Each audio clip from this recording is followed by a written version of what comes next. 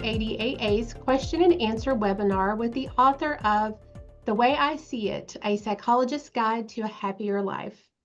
My name is Jolie Busby, and I'm the Education and Training Manager here at ADAA. So now I'm very pleased to introduce today's moderator, Kimberly Quinlan. Kimberly is a licensed marriage and family therapist and has a practice in Calabasas, California, specializing in anxiety, OCD, and related disorders and eating disorders.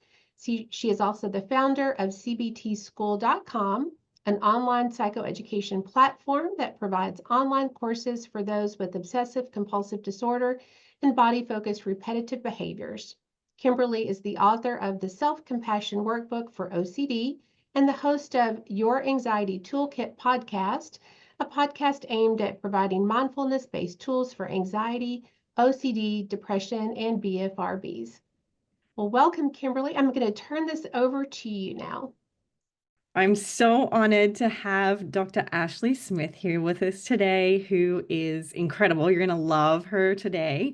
Dr. Ashley Smith is a licensed psychologist, a professional speaker, author, and co-founder of Peak Mind, the Center for Psychological Strength.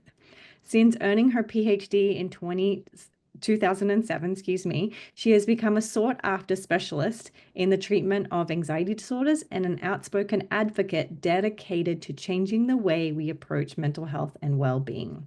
Dr. Ashley is the author of The Way I See It, A Psychologist's Guide to Happier Life, and she published a monthly newsletter full of actionable insights on psychology, resilience, and happiness.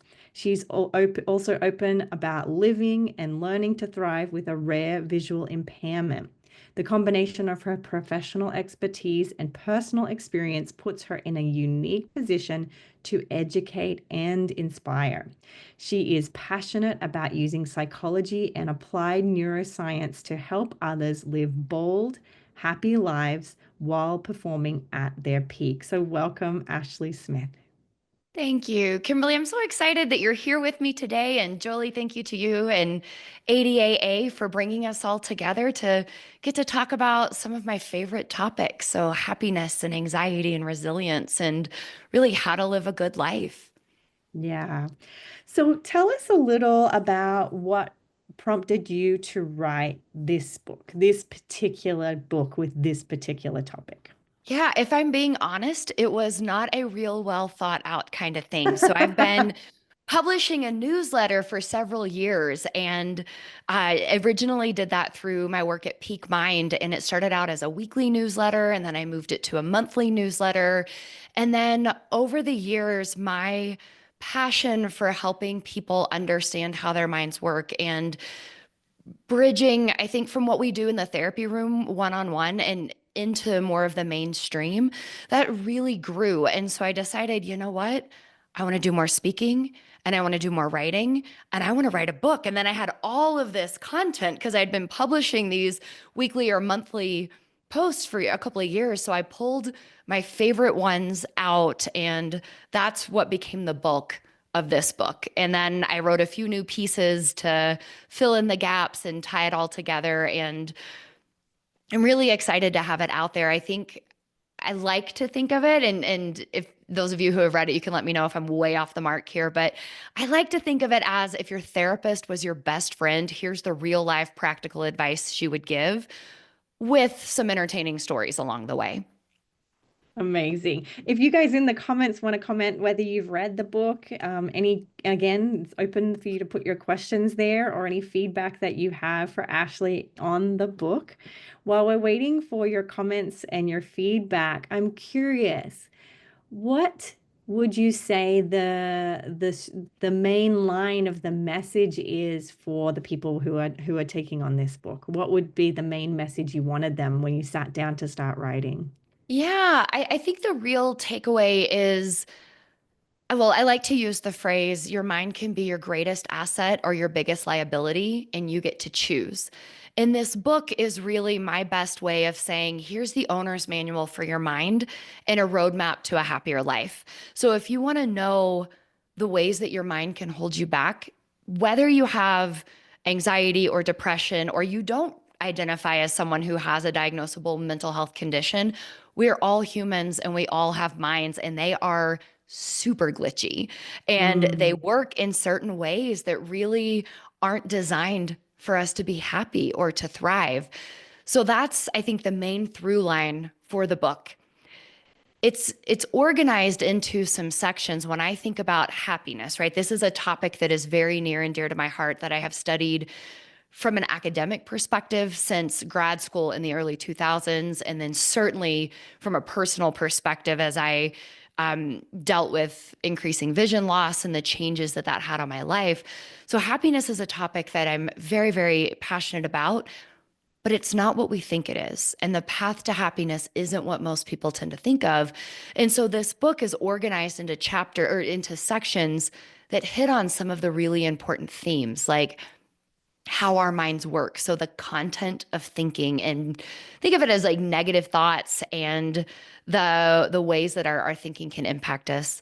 It's dealing with emotions, especially difficult or painful emotions like anxiety and shame and guilt and disappointment. There's a section in there about relationships, because relationships are one of the biggest predictors of life satisfaction. So we need healthy relationships. I have a section in there on dealing with resilience. I like to say just because life gives you a cactus doesn't mean you have to sit on it. So we're all going to end up with some sort of cactus in our life, and what we do with that matters. And I know you like to say, Kimberly, you can do hard things, or it's a beautiful day to do hard things. And I've got a section in there, there's buck up, buttercup, you can do hard things, right? mm, So we know that this is important. And then there's a section on your values. Who are you at your best, and how do you live in alignment with your values? And then ultimately, how do you find lasting happiness? mm. So there's so much, like you talked about your vision, Mhm. and there's so much happening in the news right now of grief Mhm. and fear. What what message, and it's probably more like timely, your book, than ever, right, in this season. Yeah. Um, for people listening, and again, please do put your questions in the chat. What might be your message for those who are sitting on the cactus right now? Not Yeah. because they want, not because they're gluttoning for punishment, but what Right. would be your advice for them? What is the messages of the book? Right. Well, I think, so my background, I've specialized in anxiety, in the treatment of anxiety for, I don't know, 20 years now, right? And I certainly practice what I preach. And I think whether we're talking anxiety disorder, or if we're just talking state of the world anxiety, or you've got your own cactus, a diagnosis you're dealing with, changes in your job or your family or whatever it is, one of the things that I see most often, and I'm sure you do too, is that people get really mixed up on on what we can and can't control. So I see people trying to control things they can't, like other people's thoughts and feelings and behaviors and opinions, trying to control the future or outcomes or things like that. And the more that we're trying to control things that aren't ours, I think the more stuck we get. That's part of sitting on the cactus is, and whether that's compulsions or avoidance or doom scrolling or whatever it is, so much wasted time and effort and energy goes into controlling the things we can't. Mm, On the flip side, I see people giving up control of the things that they can. And what I really think is important there, it's your attitude. No matter what life throws at you, you can choose your attitude. You can make the best of it or not. And I don't mean toxic positivity. Like, nowhere in any of my speaking or writing do I tell people to just be positive. Sometimes things suck and you have to embrace it. So I want to be real, acknowledge things as they are, and then make the best of it. I also see people give up control of their actions. You can always choose what you do, regardless of how you feel on the inside, regardless of what's going on around you. You can choose your actions, and you can choose where you place your attention. That's that mindfulness piece, right? So, a lot of sitting on the cactus is ruminating, sitting and thinking it shouldn't be this way. I don't like this. Oh no, what's going to happen? What if this? What if that? And then we're giving up control over our attention. I can choose to be present. to focus on the here and now and to kind of get out of my head. And I think that's really important always, but probably now more so than ever. Mm. It's such a great segue. Jay has asked in the Q&A, do you believe happiness is a choice? Oh, that is such a good question. So, yes and no. So I think there's, oh man, my favorite topic to talk about. So most of the time, I think people don't even know what happiness is, right? And I remember when I was in grad school, go with me, it's going to be a roundabout answer, but getting there. So my master's thesis was looking at the relationship between happiness, optimism, social anxiety, and depression. And I remember sitting at a diner with my two best friends, and I was working on my thesis proposal, and I was walking them through my study, and they looked at me and they said, "Well, Ashley, how are you defining happiness?" And I, stammered at them. I was like, happiness. And they were being super annoying and incredibly helpful because they pushed, yes, but how are you defining it?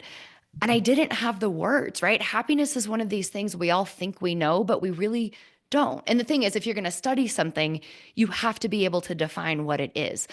So that started me looking at, well, what the heck is happiness? And I think there's happiness as a fleeting emotion, just like if you think about the weather changes, right? Like I'm in Colorado this week, it's sunny and beautiful. But it's, rainy, other places are cloudy in California. The weather changes.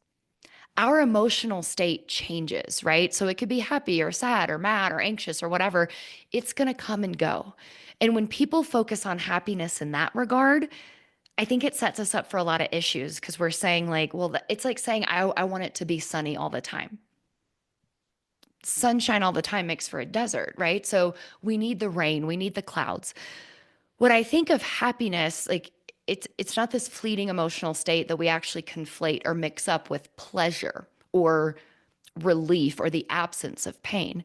I think we need to really look at happiness as something deeper and more fundamental, something more like life satisfaction. And I think in that case, it's the side effect of living life well. And so, with that, I think to a certain extent, we can choose happiness. If we go back to, I can choose my attitude. I can choose to make the best of this. I can choose to do the things that are going to set me up for more happiness, like taking care of my body and my brain and my relationships and doing the things that matter. So I think happiness is a choice, but also it doesn't mean that we can be happy, pleasure, enjoyment all the time, which is Mm. probably like the longest winded way of saying, I don't really know.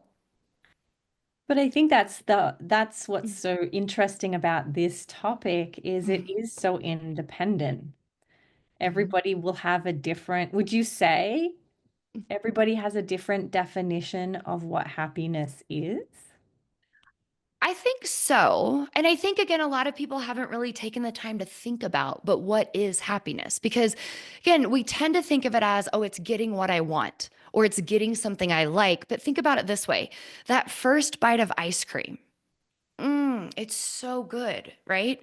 But if you're like, cool, ice cream makes me happy, what happens on the thousandth bite? Like at that point, you feel sick. Your teeth are rotting out. Your dentist is unhappy with you. You need something else. So, I think we can't chase happiness outside. And that we really, again, I would encourage us instead of looking at happy or good vibes only, of really looking at what gives me a sense of meaning, what makes my life worth living, what is a good life, what is satisfaction and contentment. And that's not always enjoyable. Like I can say I did not enjoy writing my dissertation at all. It was not fun. Would I do it again? Hands down, because it was the start of what got me here. And I am happy with my life and where it's going. Mm. Someone said, I like happiness is a life well lived in the Yeah, comments, and I agree. I think, absolutely. I think it piques my interest because you're touching on the foundation in which we live our lives. Yeah, This is some heavy stuff. yeah. And it's intriguing to me in terms of you're saying a life well lived. What would you say, and this is a question I get as a clinician, often I've Hmm. even asked my therapist this same question, Hmm. is how do you know what's a life well lived? Like how do we measure that? How do we quantify that? Is it measurable? Talk to us about Yeah. leading in that direction. Yeah, I like to think I have some answers and at the same time I don't know that I do, right? Like, philosophers and scientists and religion and so many people have been trying to answer this question for eons. And I think we know some things. We can look at data and say, okay, well, what are the factors that predict life satisfaction? Those are the PERMA factors. It's positive emotion. How much time do you spend in a positive emotional state? Sunny internal weather, if you will. Engagement. Are you engaged? Are you in the zone, in a state of flow, involved in life versus passively moving through it? Relationships, of course, meaning and purpose and achievement. So we know those are the factors that tend to predict life satisfaction. I love acceptance and commitment therapy, or ACT, and kind of coming from that life well lived, right? And that definition would be, are you living in accordance with your values? The way you spend your time and the actions that you engage in, do those embody who you are at your best? I think of it, I mean, this is going to sound kind of morbid, but I think about dying every day. And I think about it from this perspective, which for me is actually a very freeing and empowering perspective. Time is a finite resource, right? Like, so much of the decisions that people make is based on money. How can I get more money, or saving money, or spending money? You can always get more money. And I want to say that without getting into privilege and things like that, but theoretically, that's a renewable resource. Time Mm. is not. And as far as I know, I don't know what happens after we die. I'm not even going to pretend to go there. But what I do know is that we have a finite amount of time on this planet. And I think about future Ashley, hopefully when she's, 112, looking back on her life, does she feel good about the way she lived it? Does she feel a sense of, yes, I did the things I wanted to do. I took chances. I loved on people. I experienced things, or not. There was this viral post several years ago. It was written by someone named Bronnie Ware, who was a palliative care nurse and spent the last moments of life with thousands of people, and wrote this. I think it was a book that then turned into a blog post, but it was the regrets of the dying. People Mm. regret not letting themselves be happy, not spending more time with their family, not being their true selves. Basically, when I read it, I just hear fear, fear, fear. And so when I think about, how do we measure, how do we gauge if we're living a happy life, it's, are you letting fear call the shots? Or are you living in a way that when you look back, you're going to say, heck yeah, I made the most out of my time here? Yeah, so good. So, Linda has a question, and this is such a great question, Linda. Actually, this is actually another question a lot of my patients and clients have asked. She said, "Have you found that people that have a strong faith in God have more purpose and have a sense of happiness versus people who don't have a strong faith?" That's interesting. Kimberly, I'd be curious your take on it, because I'm not calling to mind any particular studies. I do know that for some people of faith, their faith is a tremendous source of strength. Mm. It's a factor in resilience, right? If you can kind of get through the hard stuff we're all going to go through. For some people, it does give a sense of meaning and purpose.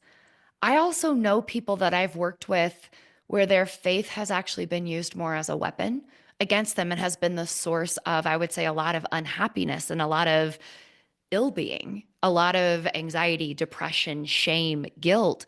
So I think it really kind of depends if it's truly your faith versus this sort of should kind of thing, which I have a whole soapbox on the word should. And I think sometimes we have these external expectations that have been placed on us, and we feel like or believe that's what I should think or how I should feel or what I should do, but it's a mismatch. And then we're not actually living in alignment with our values. And I think that's a recipe for unhappiness. But I'd be Yeah. curious your take on that too. What's interesting about that, and I've had many clients, this came up a lot during COVID and Hmm. post-COVID, was a lot of grief and wishing they had faith.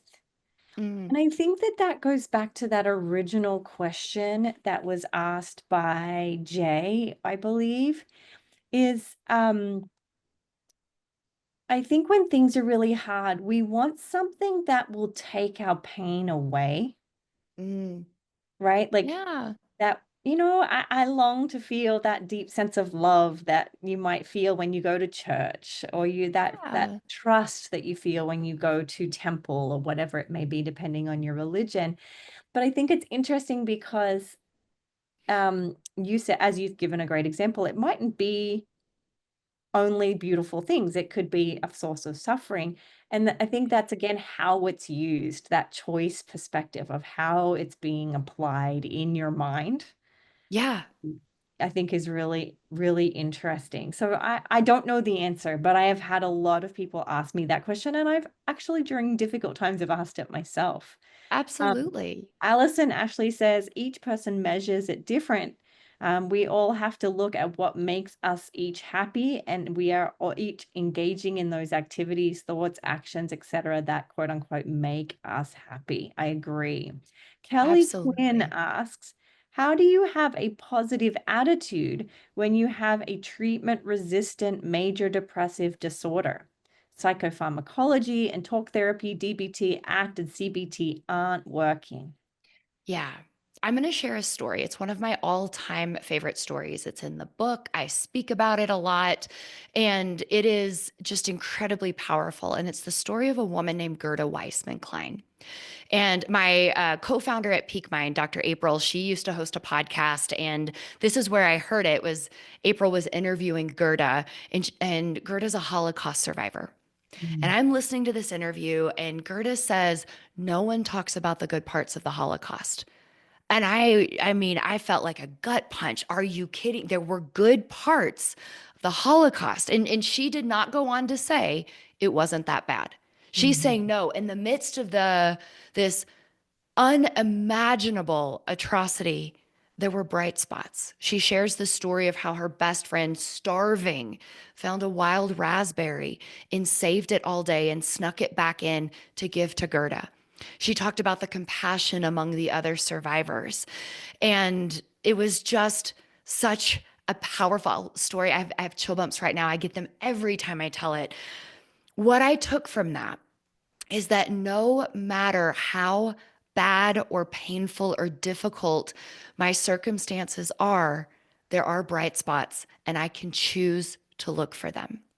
So, again, she's not saying it wasn't bad, and treatment resistant depression sucks. I hate that that is something that people experience, but we have a choice here to say, in the midst of all of this, can we go find those bright spots? And it's not easy because of the way our minds work by design, by default. They're going to notice the negative over the positive. So we have to actively seek them out. And it's not as easy as, again, just go find the bright spot, just be grateful. It is a practice. It's very much like, I am super right-handed. If you throw me something, okay, one, I'm not going to catch it because I'm not going to see it well enough. But if I write, I'm going to write with my right hand. I'm very much biased toward that. But it would be like deciding, you know what? I want to be left-handed. Life will be better if I'm left-handed. So every time I do something with my right hand, I'm going to have to catch it and correct it and keep going, going, going, going, going until that becomes natural. That's the way I see gratitude. Is it's not our default, but we can catch it every time we're getting caught up in negativity is, oh, not a it's not that bad. It's, oh, despite this, where's the bright spot? Where's the raspberry? Where's the compassionate action? And making my brain look for that. And Yeah. if you do that time and time and time again, it's not going to get rid of depression, but it's going to help balance that experience a little bit. Yeah. And that's, so I often I think about that as well with patients not even just major treatment resistant major depressive Hmm. disorder, but in general of if you're giving airtime to fear and negativity, we have to give some airtime to the good. And it might Yeah. feel fake. It might feel Yeah. like it's not natural. It might feel like Yep. exhausting and effort, but if there's not an equal airtime, it's sort of like what you water grows in the garden. Yeah. Exactly. Yeah. Exactly. And then I think about it with my own journey with vision loss. So I have this rare degenerative retinal disease and I don't know how bad it'll get. For most of my life, I think it's probably only been the last 8 years that I've actually had a diagnosis. So I spent most of my life without a diagnosis or the wrong one. And doctors saying, we don't know what it is, but it's stable. It's not stable. It progressively gets worse. And I spent a long time sitting on that cactus, especially when my vision loss progressed to the point I had to stop driving. And I really thought, my life is over. I'm not going to be independent. At that time, I was working in an anxiety clinic where I did in-home therapy and in the community therapy. Like, you can't do that anymore if you can't drive. And I really thought people would shun me or reject me. And I sat on that darn cactus for a really long time. And then what I can say is that it wasn't like a light bulb. It's not like it was one thing, but I got very fortunate that through this journey, my vision hasn't changed. In fact, it's worse than it's ever been. There's no treatment, there's no cure, but I think about it a whole lot less. And I realized at one point where I was like, oh, because I used to have this thought screaming through my head every day, I can't see. I can't see. I can't see. And at this point, I very rarely have that thought. It's still annoying when I can't get somewhere I want to go or can't read something I want to read. But I've gotten to this place of true acceptance, meaning it is what it is. I wouldn't choose it, but it's not impacting me on a day-to-day basis. And I think we can get there with depression, with anxiety, with diabetes, with physical health conditions, with pain, with trauma, with whatever it is. But that gets back to that control. I can't control that. What can I? And can I start to do things that might have a side effect of, oh, I kind of like my life now. But it Mm, doesn't mean I'm going to feel quote unquote good. right. Absolutely. Ashok has asked, how much does living with the end in mind help with happiness? Thanks. Personally, I think it's really, really important because, our minds, part of what I wish everybody knew about the way they worked is that they take a lot of shortcuts because they have to process all of this information coming in at us all the time to keep us alive. So they sift through everything, they take shortcuts, which leads to biases or glitches in the way that we think. One of our biases is now over later, right? Our Mm. brains prioritize now over later. They also want to save energy. What this looks like is if you've ever said, you know what, I'm going to get healthy. I'm going to go for a walk tonight. You get home from work, you sit down on the couch and you're like, I'll do it later, right? Tomorrow. Now over later. So right now, my brain wants to save energy. Sit on the couch. Don't go for a walk. When you can really make later vivid, that's why I do think about, I don't know how much time I'll have. I don't want to take it for granted. I don't want to assume I can do this thing later. So I think it makes a really big difference, at least for me. And then I do think about future Ashley as a person. And I'm like, okay, I'm going to go to the gym today for future Ashley. I don't feel like going, but I'm going to do future Ashley a solid. I think of past Ashley as a person too, right? To forgive her and understand the decisions that she made and why she sat on the cactus. And I think that helps with self-compassion. But I really do think about time being finite. And I think that is very, very empowering. Mm. Morbid, but empowering. I agree with you. I have friends who like I love there's a woman who wrote a book and her name she has a social media platform called the Death Doula, and she like a doula when you have a Uh-huh. baby, but she's a doula for people who are in hospice. And I find that I have a lot to learn by people who are dying. Like they will teach me more than anybody Yeah. else on this planet. I value that. Now, if I could spend too much time there and start to get into a negative place, but I find it Yeah. really beneficial personally. Yeah. It's a fine line sometimes, right? Between like thinking about this to empower versus like going into that ruminative or like a Yeah, ruminative space of like, I'm going to die, or am I using my time the best way possible? And it's easy for me to get stuck there. And at some yeah, point, I just have to say, make a decision and go for it, trusting that you can always course correct. yeah. And I think that's important too, when part of my journey in vision loss and getting to this place of happiness and writing and speaking I encountered this field called life design, and it's adjacent to psychology, but basically it was pioneered out of Stanford, and it was these people who took design thinking. So this how people who create products that you love, like the iPhone or the Instapot, that they're designed that in a way that people are like, I couldn't live without it. And they take that and they apply it to life. How do you create a life experience that is aligned for you? Not for somebody else, but for you. And I think that's really, really important. But some of the principles that I like from that are that you don't have to have it all figured out. I don't have a 5-year plan. I certainly don't have a 10-year plan. I'm doing good to think about my goals for the year. But it is don't go point A to Z, go A to B and then iterate. Because when you take a step, you're going to get experience, and experience is data. So you can say, wait a minute, I'm going to try this. How does this land? Is it working? I'm going to take another step. Or, oh no, it's not. So I'm going to iterate and shift and try something else. What this translates to is living life by experimentation. And I'm a huge fan. My patients know I'll say, let's run an experiment. I'm running an experiment right now of not eating sugar. What does that do? I love the idea of experimentation because it's not a fail. It's just you ran something and you saw what happened. Looking for data. Exactly. And I also am continually surprised by what happens because my mind will tell me things like, oh, you're going to hate that. And then I go try it and I love it. Or, oh my gosh, this is going to be, I remember as an intern, I interned at Children's Mercy Hospital in Kansas City, and I just knew I was going to love being on the hospital floors, working with the medical teams. And then I tried it. It is not my jam. That's why I went into anxiety. I liked that more. So we have to try things. And I think that's important too. I have no idea how I got here. I totally lost my train of thought. So you're welcome, that's okay. everybody, for that Actually, one. I'm curious for people. We've got 51 participants. Who wants to weigh in the chat?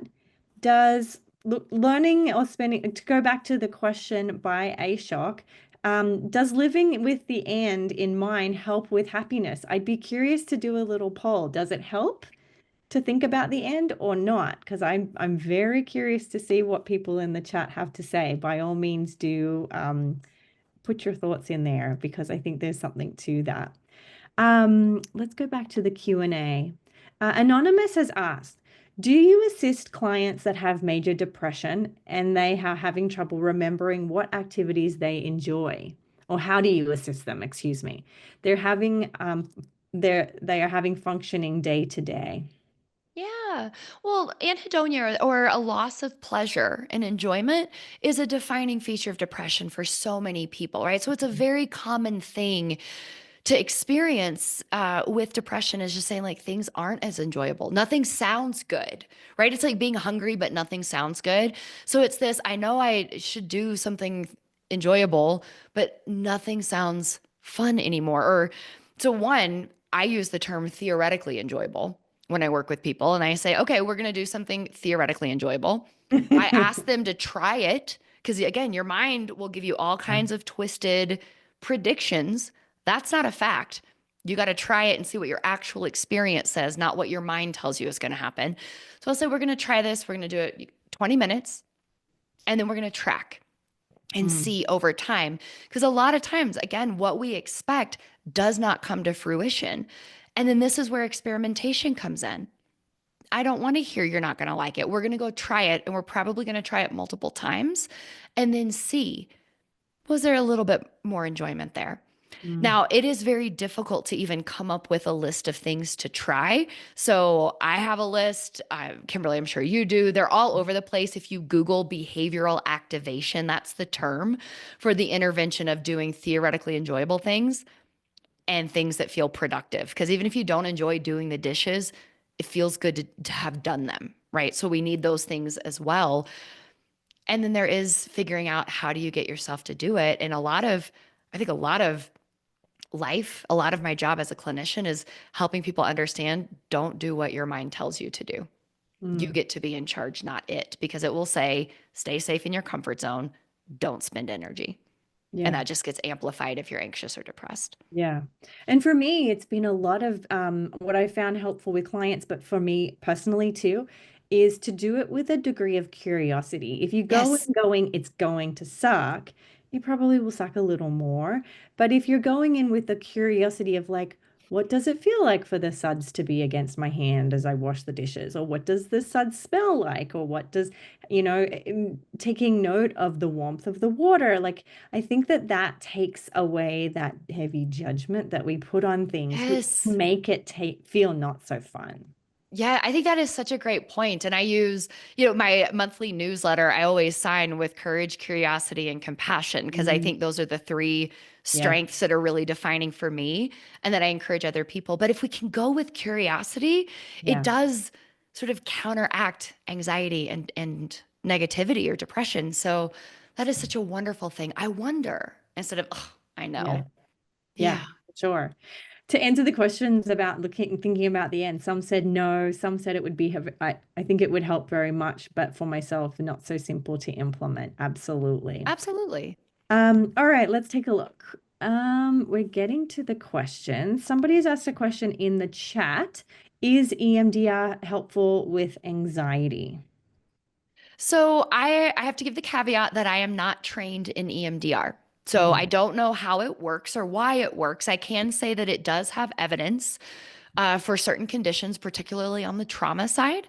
And I am mhm, hearing increasingly from clinicians I respect who are trained in it, from patients I've worked with where we've done the classic CBT, cognitive behavioral therapy, ACT, acceptance and commitment therapy, ERP, the exposure and response prevention. Well, we've done all of those and gotten pretty good results.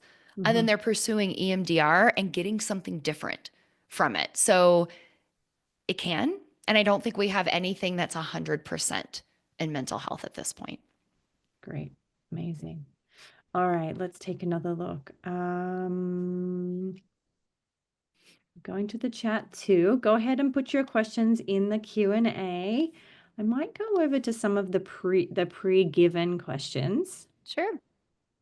Um, can you give us some daily routines for better mental health Yes. and to recognize oncoming warning signs to look out for? Yeah, I wish people talked about mental health the same way we do physical health, right? Like we know that we're supposed to move our bodies every day. Not that we always do what's good for us, but if you want your body to be in optimal shape, and I don't mean like super fit, just running smoothly, you have to exercise, you have to sleep, you have to eat well, meaning eat real food, not processed stuff, and we need to manage stress. Those same things apply for mental health. So I tend to be pretty outspoken that I don't even like to separate physical and mental health. I think we need to Mhm. talk about it all as health. Our brain is part of a closed system. So the things that are going to help you from a mental health perspective, get outside, move your body, get sleep, practice mindfulness. I think mindfulness is the equivalent of going to the gym. It is going to the gym for your brain. And I will say this as someone who used to be very skeptical, and that skepticism came from a misunderstanding. If you're sitting there saying, well, Dr. Ashley, I'm not going to do mindfulness because my mind won't go blank, it's not going to. Mindfulness is not about making your mind go blank. It's simply catching your attention when it wanders and bringing it back to the present moment. And it wanders about half the time for the average person, more so if you're anxious or depressed. So I think mindfulness is a great thing to do. I think gratitude is a tremendous practice if you want to be happier and you want to support your mental health. I think we need to be off screens. So you need to have times where you don't have a screen in your hand and your eyes are not looking at a screen, and you need to connect with an actual human. Say hi at the grocery store, give somebody a hug. But I think we've gotten very isolated, and loneliness has very big repercussions for our mental health, our physical health as well. Amazing. Thank you. Another question, which I thought was really interesting, is the last question that was submitted for the Q&A we had previous. Why do I procrastinate? Why am I putting off writing new songs and compositions when I love music? Why does it Yeah. seem harder to come up with new lyrics and new compositions? Yeah, I laugh because that is such a great question and I don't have a good answer. I think my take on procrastination is that it is a very complex and common habit. And we have to look at what are the driving forces, meaning maybe it is getting curious about, okay, what's coming up that leads to procrastination? Because I don't think it's a one size fits all. And I think we need to look at the inside ick. It's my very professional term for the thoughts and the feelings, right? So if I come back to how the human mind works 101, it wants to keep you safe while expending the least amount of energy possible. So it doesn't want to stretch out of our comfort zones. It doesn't want to put ourselves out there, and it wants to save effort and energy. So I think sometimes we procrastinate on things because they trigger some anxiety. Creative stuff might be, what if it's not good enough? What if I put it out there? I can't think of anything. So I want you to start to look at the thoughts. What are the thoughts that get in the way that really serve to keep you stuck? Sometimes we procrastinate because it's more of a, I'll do it later, right? I don't feel like it right now. And there's this pervasive myth that motivation precedes action. It's easier when it does. I have to feel like writing before I write. The most prolific writers write as a practice. They sit down and do it even when they don't feel like it. I saw someone, a quote today. Someone was saying, imagine how much further you'd be if you could get yourself to do things you didn't feel like doing.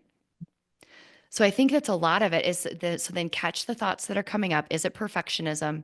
Is it fear? Is it a conservation of energy? What excuse or reason is your mind giving you?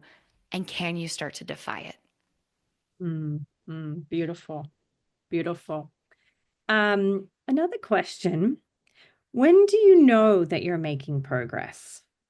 Feels like really, they said it feels like baby steps and coming out on the other side of one's greatness. How would Yeah. someone know if they're making progress? Yeah, I think there were like three things that popped in my head all at once with that. One, we like the big light bulb moments, the big noticeable shifts, but I don't think that that's as common as we'd like it to be. And it makes me think about weight loss, right? Or trying to get stronger, you build muscle strength, right? Like it's not like you go to the gym one time and you're like, I just dropped 20 pounds. Nothing works like that, at least nothing that is sustainable, right? I don't go to the gym one time, knock out some push ups, and like, I am so strong. It's incremental, tiny steps. And I think it's the same thing when it comes to a good life, too. We can go and you can have, a great thing. Maybe you have a big success or an epic vacation or something really awesome happens and you get this big burst of happiness, but it's going to fade. It's going to come back to baseline. It's a process called habituation. We know this on the anxiety side, right? If I go face a fear, I'm going to get scared and then it's going to come back to baseline, right? Same thing happens on the happiness side. Eat the ice cream and it fades. So we need to be thinking about incremental, sustainable steps. The other thing that came to mind is like a giant ship and it's at sea. And if you course correct 1 degree, you can't even tell that. But over time, over distance, you end up so much farther away from where you started.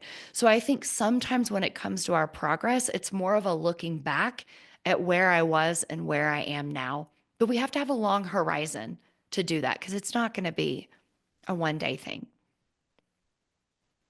We have another question from a shock, and you may or may not, want to answer. Does neurofeedback using EEG, for example, mind lift, help? I'm not familiar with MindLift. Either. I know there are some EEG technologies that are out there. The ones that I've experimented with personally are the Muse headband. So it's a headband that you use to practice meditation. It also does at home sleep studies. So if you want to track your sleep, there's good data behind that in terms of being useful as a meditation tool. There's tons of data linking mindfulness to decreased anxiety, depression, and basically all the good stuff.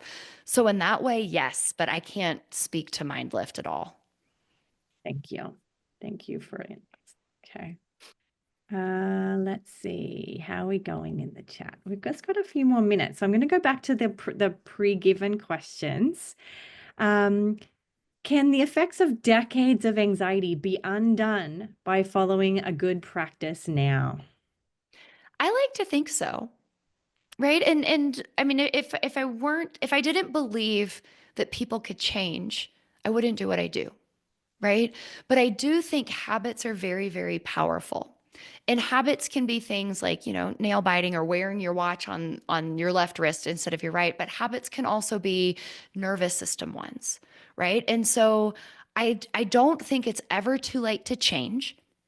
The I'm too old for that, I think is a, I think it's just an unhelpful statement. And then I have all of these people who pop to mind, like Grandma Moses didn't create her first piece of art till she was a senior citizen, and Mel Robbins didn't start her, amazingly popular podcast till her mid 50s, right? Like it's never too late to change. I don't think that it's necessarily going to be like, oh, it's gone. But I think we can lay down new pathways. We know neuroplasticity is the brain's ability to reorganize itself. So think of it as building new mental habits. And that lasts into, I think, all throughout our life. So we can train our brain to do different things, just like we can develop different eating habits at any point in our life. And you may still have cravings under certain circumstances. You may still go back to old habits, but I think we can actually do a lot more than we think we can. I think we are capable of a lot more change than we think we are if we are willing to be uncomfortable. Yeah, I agree. I mean, I've had clients who've had severe anxiety disorders for decades, Yeah. and will come in their 60s and 70s and Yeah. make massive progress. So I Yep. really believe that. Yes. So one of the questions that we had submitted early, I want to hear your thoughts on this. They were talking about cognitive strategies to help with sort of negative thoughts, but they also mentioned victim mentalities. And I wonder, like, whether you have any, thoughts on the victim Mhm. mentality and how we might approach that. Yeah, I do. I do. There's another concept from the field of life design called radical responsibility, and it is one that I subscribe to and one that I would encourage everyone else to as well. Radical responsibility holds that you are 100% responsible for 100% of the situations that you are in. And now, because people are like, it's not my fault. And I'm not saying it's your fault. I didn't choose my retinas, right? My vision condition is not my fault. I did nothing to create it. It was the luck of the genetic draw. And yet, I believe in radical responsibility because it's not about backward looking. How did I get here? Who's to blame?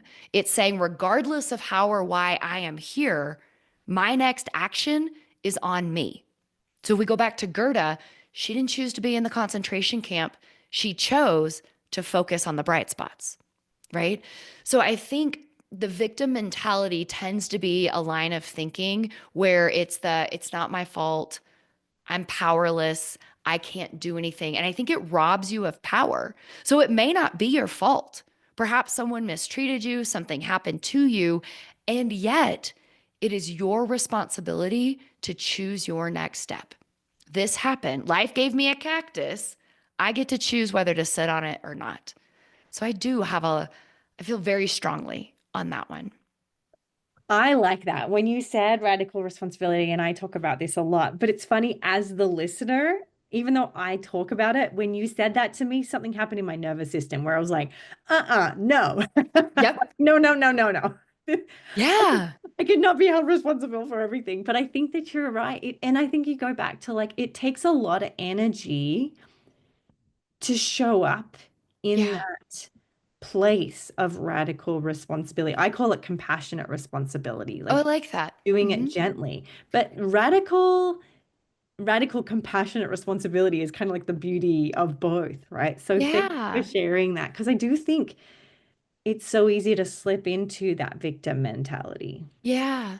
Yeah. And again, I want to be really clear that it's not about the cause. You might No. be the victim of something, but then Yep. this is where that choice, and if we go back to the beginning of our conversation, it's control. Yep. I can give up my control, my agency, my autonomy over what I do next or Hmm. not. And a Yeah. lot of times, we talk about post-traumatic stress disorder, like here's what can go wrong when something traumatic happens, but we don't talk about post-traumatic growth. Yes. And that is well documented that can happen too, that bad things happen and it can actually be the catalyst for strength. Think of any hero in any movie you've ever seen. They go through something hard. Harry Potter lost his parents. Katniss Everdeen had to be in the Hunger Games, right? Like there is something bad that happens. And I don't want to say I'm so grateful. To be honest, I'm not so grateful that my vision sucks. I wish I had 20/20. And yet I'd be lying if I said it's not the reason why I am who I am today. And Beautiful. that's the like acknowledging things as they really are and then making the best of them. Great. What choice can I make to make the best out of the cards I've been dealt? We have another question in the Q&A. Do you think CBT is the gold standard for anxiety? That's what the research would say. The research would suggest, or not suggest, it's a preponderance of evidence, right? We have decades of studies saying that CBT is the most widely accepted treatment for anxiety. Personally, I think CBT should be taught in schools starting from kindergarten up, that just some fundamental what you think influences how you feel and what you do. And that if you change your actions, you can change the inside stuff. And with that, I've been in the field long enough at this point that I think I have to acknowledge even the best CBT isn't 100%. Yeah. Human beings are very complex, and I don't think we can CBT our way out of a lifestyle that is not designed for us to thrive. Yeah. Yeah. And I would add too, as someone who's an OCD specialist, is the gold standard is CBT plus medication. So we don't, not that we have to take medication. That's a very much a personal decision for you and your doctor. But for some different conditions of anxiety, it might add medication. It might be more behavioral. It might be more cognitive. It might be more mindfulness-based cognitive behavioral therapy, which is sort of like a new wave. So again, I agree. It's very much dependent on the person, right? Where they're at, what's their medical condition, and so forth. Absolutely. I am going to, I know we're at time. I'm going to let Jolie do her brilliant thing here as we finish up. Go ahead, Jolie, tell us where we're going now. Well, if you had another question, I was going to say we had time for one more question, but we can go ahead and wrap up if I don't see anything new. So I'll just call that out. If you've got a question, now's your opportunity. Drum roll, drum roll. Oh, and of course, there's one that just popped in. I can't find a therapist in my area. This is from Anonymous, who's specialized in treating anxiety and depression. No one has been compatible. What to do? Yeah. So the beautiful thing about this day and age is that we have technology that is making it easier to access quality care than ever before. So I would highly recommend checking out the Find a Therapist tool at the Anxiety and Depression Association of America, so ADAA.org. And the other thing is, if you are open to virtual services, there are now licensure laws that allow people to practice across state lines. So you're not limited to your geographical area unless you are in specific states like New York, Oregon, and those are changing quickly. But depending on where you are, you may be able to find someone who's out of state even. I would also recommend looking for other resources. Kimberly hosts a wonderful podcast. Your Anxiety Toolkit is one of my favorite resources to share with patients because it's going to get you access to relevant, evidence-based, and applicable information. So it's not a substitute for therapy, but it is, it's a tool, right? I wrote a book I will shamelessly plug that I hope would also offer some suggestions. Again, not a replacement for therapy, but a tool. And then you can also ask friends and family if anybody has a therapist that they like, can you get the contact information? And if you're contacting people, because I do know right now a lot of clinicians are full, it is hard to find specialists, but you could ask them who they would recommend or who they refer to.